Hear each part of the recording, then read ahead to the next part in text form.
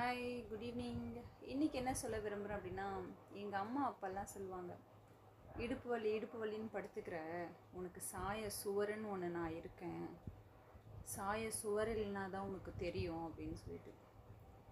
அதெல்லாம் இப்போ தாங்க நான் ஃபீல் பண்ணுறேன். நமக்கு சாய சுவர் இல்லாத பொழுது தான் அந்த இடுப்பு வலியும் சாயலாமா அப்படின்ற எண்ணம் கூட இங்கே வரமாட்டேங்குது. வழியிலேயே வாழ்க்கை ஃபுல்லாக ஓடுது. அதனால் ஒரே ஒரு குழந்தை பெற்றுக்கோங்க போதும். அதை வளர்த்து ஆளாக்கி படிக்க வச்சுக்கலாம். அது காலில் அது நிற்கிற அளவுக்கு நம்ம பண்ணால் போதும்.